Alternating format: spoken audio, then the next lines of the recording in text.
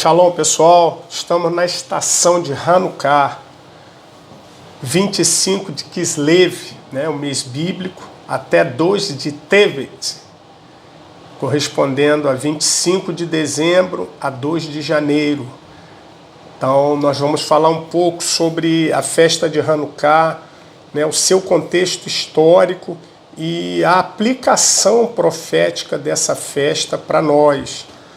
A festa de Hanukkah ela está registrada no Evangelho de João, no capítulo 10, versos 22 e 23. Vai dizer que em Jerusalém havia a festa da dedicação, e era inverno.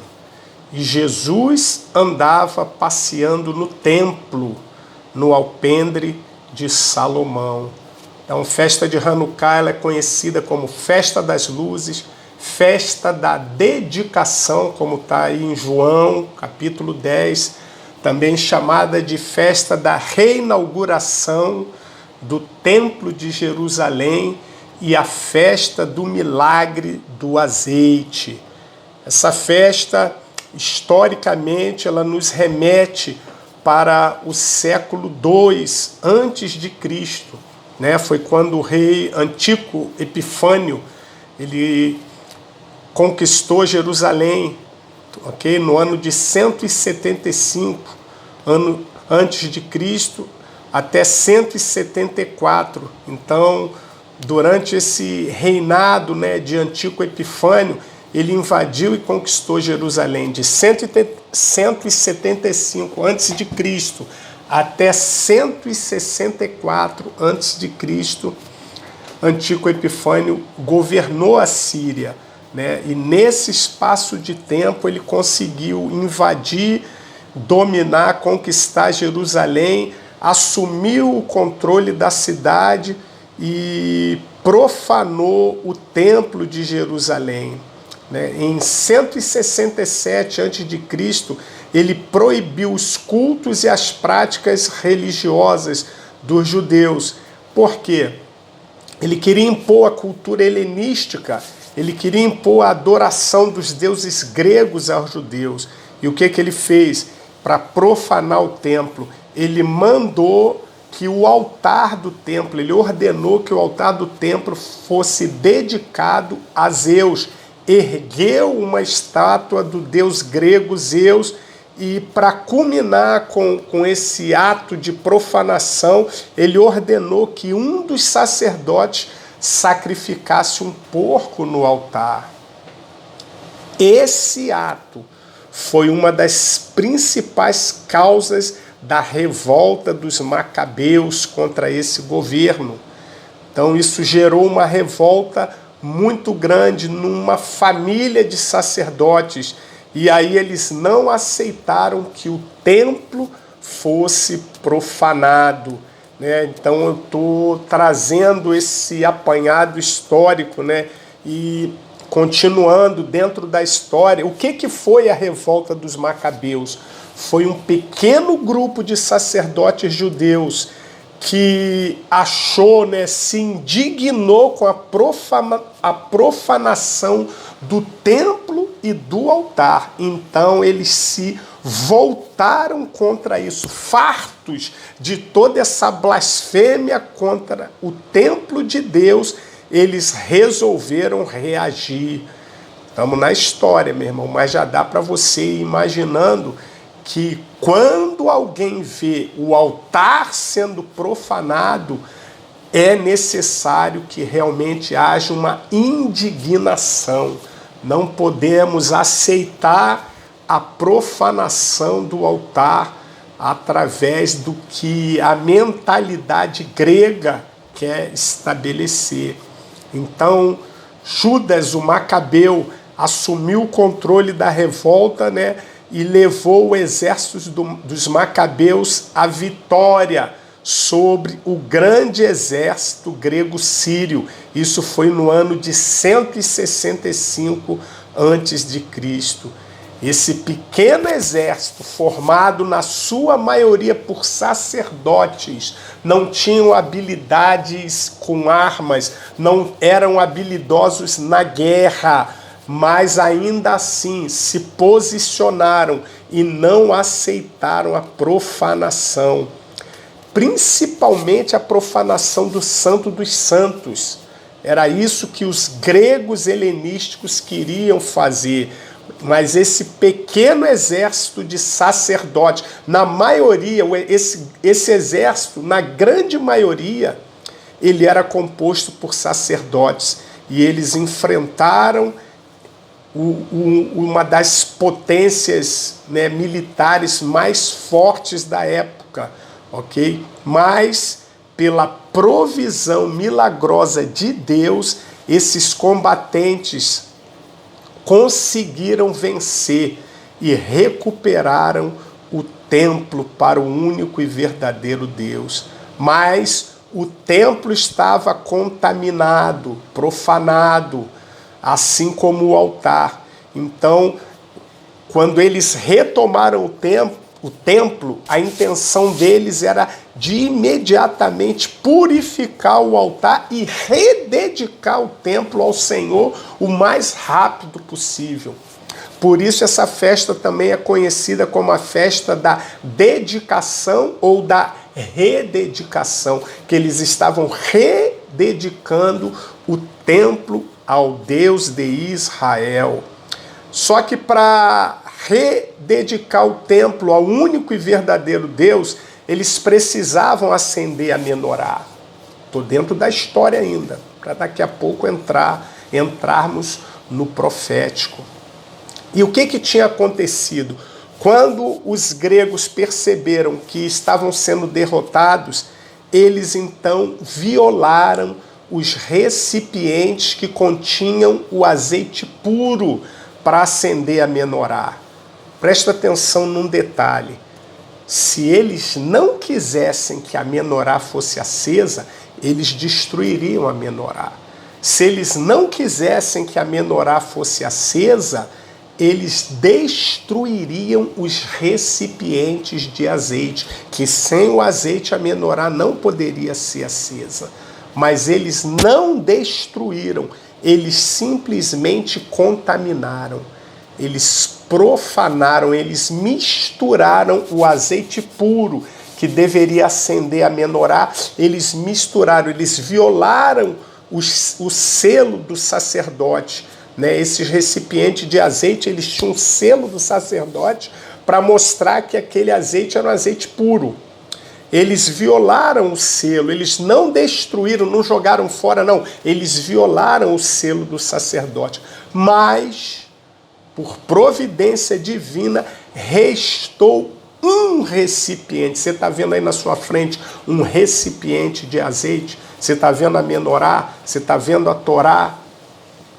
Na Torá estava prescrito como esse azeite deveria ser, um azeite puro de oliveira para acender a menorá. E eles conseguiram, os sacerdotes conseguiram encontrar um único recipiente de azeite que não estava violado e por isso ele não estava contaminado. O detalhe é que esse único recipiente só tinha óleo suficiente para queimar durante uma noite a menorá no templo. Mas, pelo que Deus havia ordenado, a menorá, depois de acesa, ela não poderia ser apagada. Havia toda uma ordenança de como limpar a menorá e mantê-la acesa. Então, dentro desse contexto, dentro dessa vitória dos macabeus sobre o exército grego-sírio, os judeus começaram a celebrar a chamada festa da dedicação, festa das luzes, milagre do azeite, festa de Hanukkah. Então, todos os anos, durante 8 dias, representando o quê? Os 8 dias do milagre do azeite, que manteve aceso o fogo da menorá no templo. Lembra que acharam um recipiente só, e esse recipiente ele só daria para queimar por uma noite, mas os sacerdotes não queriam mais esperar para acender a menorá. Então eles acenderam a menorá e acreditaram que poderiam, nesse espaço de tempo, entre ir fabricar o azeite e voltar, eles acreditaram que um milagre iria acontecer, e de fato aconteceu.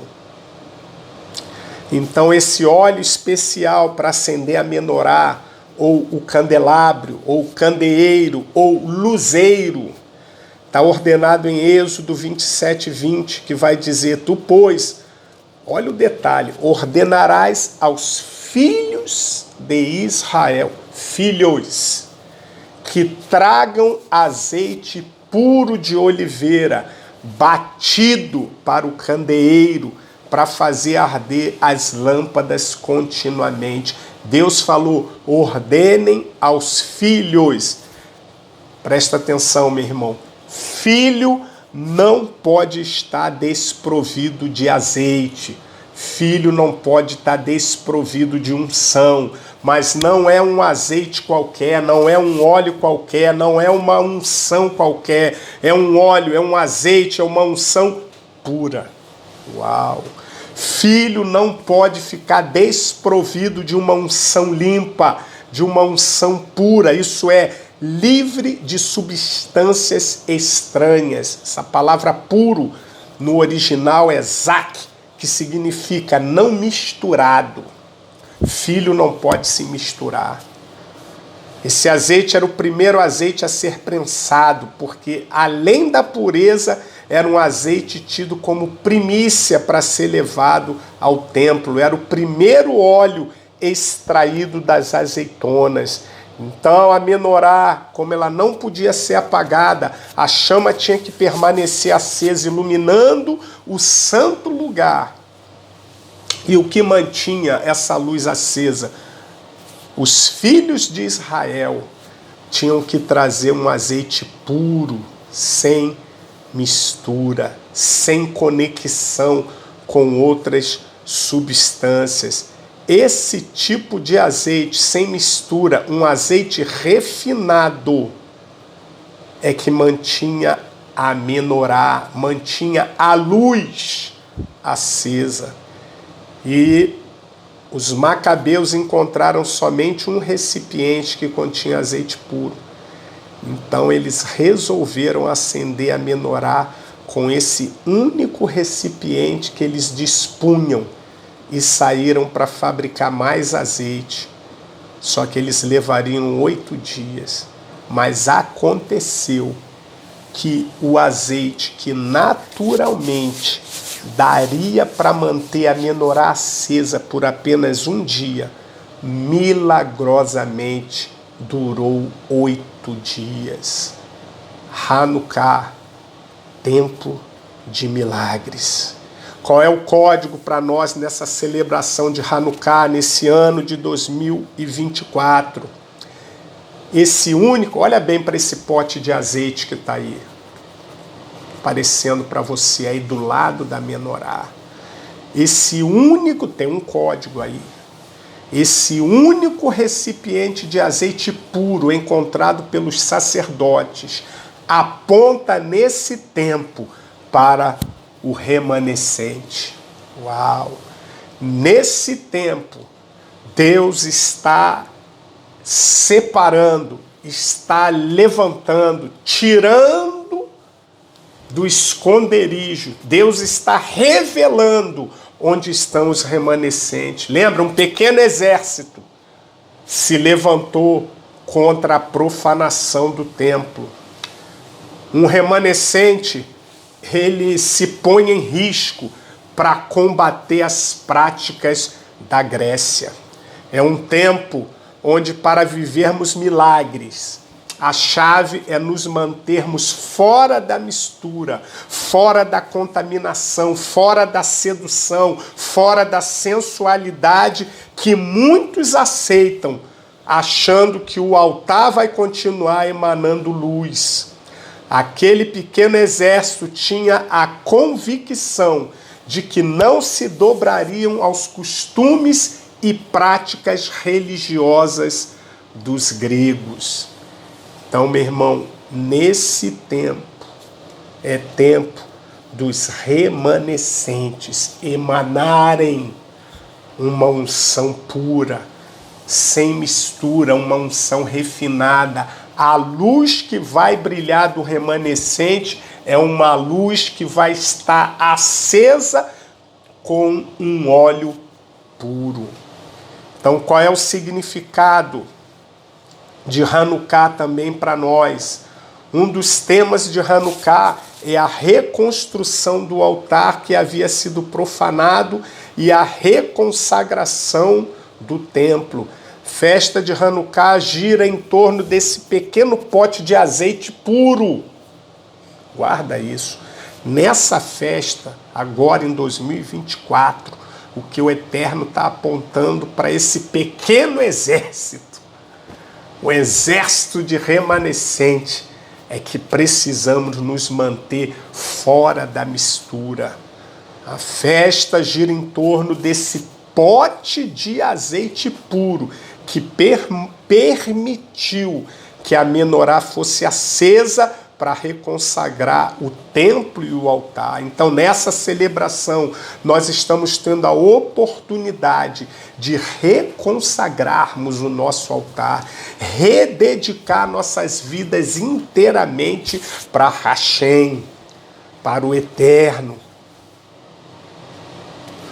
Não que precisemos de um dia específico para nos consagrarmos, mas nesse tempo, as festas bíblicas, elas trazem a abertura de um portal, e dentro desse portal está a oportunidade de reconsagrarmos nosso altar, nossas vidas, nosso templo. Somos templo do Espírito. A festa de Hanukkah comemora a luta de um pequeno grupo que lutou contra a imposição da cultura e religião grega. Esse pequeno grupo não aceitou a imposição de práticas, de festas, de cultos que traziam a mistura. E essa mistura estava entrando num povo que foi chamado para ser santo, para ser separado. Ao invés de ceder, eles guerrearam e ganharam o direito de reconsagrar o templo e o altar ao único Deus. Então vamos pegar esse exemplo e não vamos assimilar ou aceitar que o pensamento greco-romano nos leve a práticas que façam com que o nosso fogo seja aceso com azeite misturado, com óleo impuro. Vamos acender a chama do nosso chamado com uma unção pura, sem contaminação, sem impureza, sem mistura, sem nos misturarmos com o paganismo que Roma trouxe para dentro da igreja, para dentro do cristianismo. O problema da igreja hoje é que a igreja rejeita o que nunca deveria rejeitar e acaba assimilando e se dobrando ao que nunca deveria se dobrar. Por isso que o Eterno está nesse tempo preservando recipientes remanescentes. Tinha um só, meu irmão. E esse único recipiente com óleo puro acendeu a luz da menorá.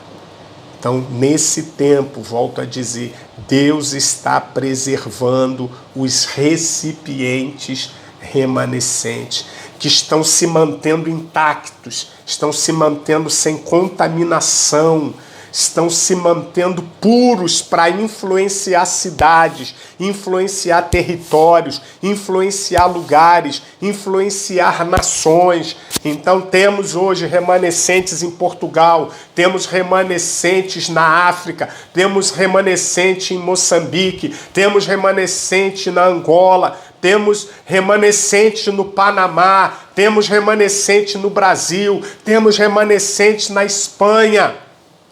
Deus está levantando um exército remanescente para acender a luz e emanar luz para as nações.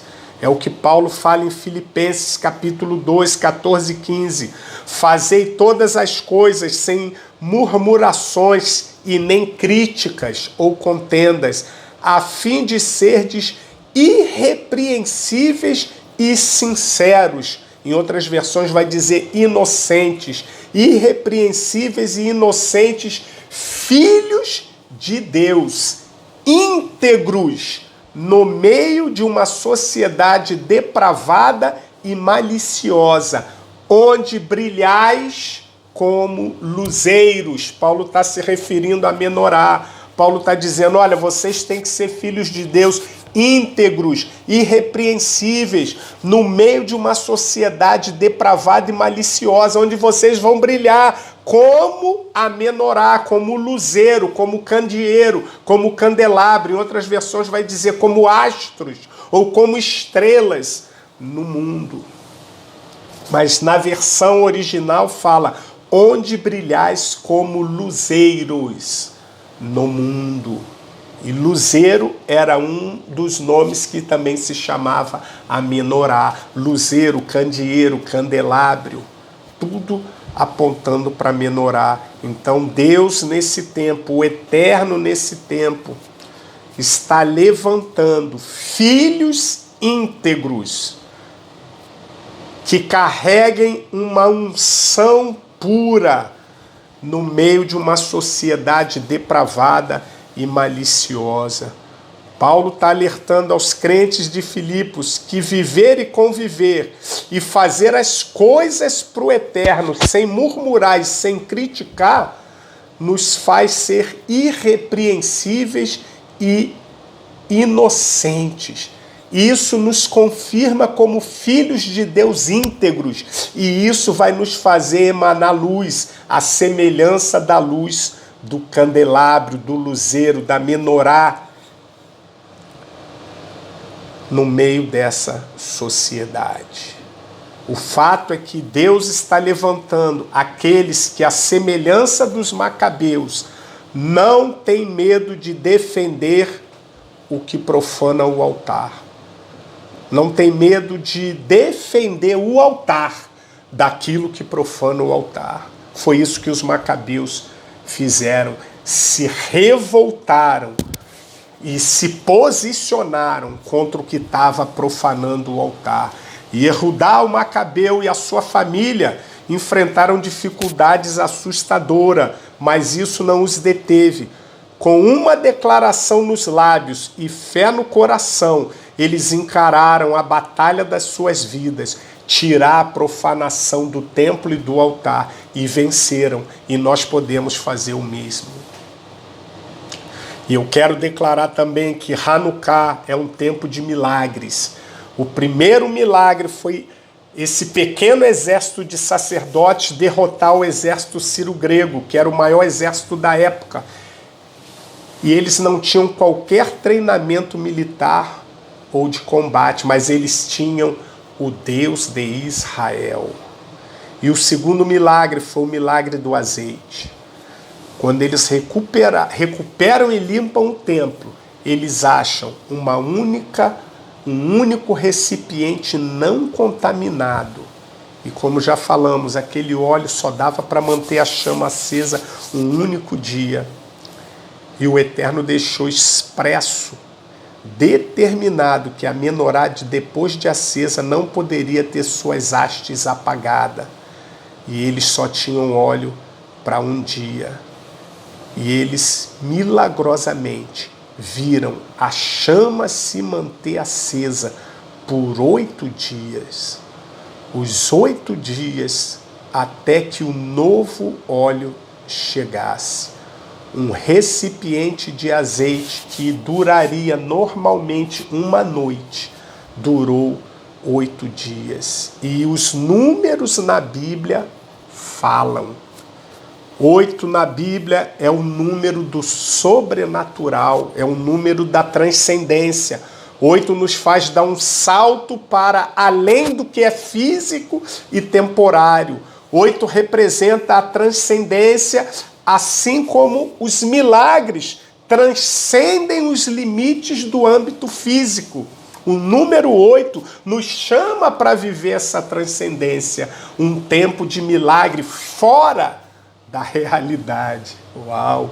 A sua realidade hoje não é a sua verdade. O 8 aponta para isso, é a transcendência para fora da realidade. E o que é essa transcendência? É quando o céu invade a terra, é a fusão do natural com o espiritual. Quando o espiritual se conecta no natural, nós vivemos, essa é a verdade, nós vivemos em duas realidades paralelas. Uma é o mundo de onde viemos, que é o mundo espiritual, e a outra é o mundo natural, onde nós vivemos. Mas quando o mundo de onde vivemos invade o mundo aonde nós estamos, é o espiritual invadindo o natural, aí nós vivemos o sobrenatural. O 8 tem esse apontamento, não foi à toa 8 dias. Quando o espiritual invade o natural, acontece algo que transcende a realidade onde estamos. E Hanukkah abre esse portal para que o mundo espiritual penetre no natural de forma muito nítida. É uma festa que nos introduz em um tempo de milagres, onde estamos sendo levados para acontecimentos ainda não vistos. Sim, houve 8 dias de azeite milagroso, mas além disso, houve um milagre da vitória do exército improvável, vencendo o maior exército da época. E isso foi por milagre. Então, Hanukkah abre um portal para que os improváveis aconteçam e para que aquilo que era impossível se realize. Hanukkah abre esse portal, abre o portal para os improváveis e abre o portal para que o improvável aconteça. Fique atento nesses 8 dias de Hanukkah. O 8 tem um outro apontamento, o 8 aponta para recomeço, o 8 é o número dos novos começos. Noé, no seu tempo, foi com a sua família para dentro da arca. 8 pessoas foram usadas para um novo começo na história da humanidade. Israel precisava de um novo rei para começar uma nova fase na história. Veio Davi, o 8º filho de Jessé. Então, como o 8 tem um apontamento para o sobrenatural, também tem um apontamento para novos começos. Então, assim como, estou profetizando sobre nossas vidas, assim como nesse mês os macabeus tiveram um novo começo de forma sobrenatural, o Eterno esteja começando algo novo em nossas vidas, em nossas famílias, esposa, filhos, no nosso ministério, no nosso chamado, nas nossas finanças, nas nossas empresas, novos projetos, tudo de forma sobrenatural. Que o sobrenatural se manifeste sobre os remanescentes. Que o sobrenatural se manifeste sobre os remanescentes. Feliz festa de Hanukkah.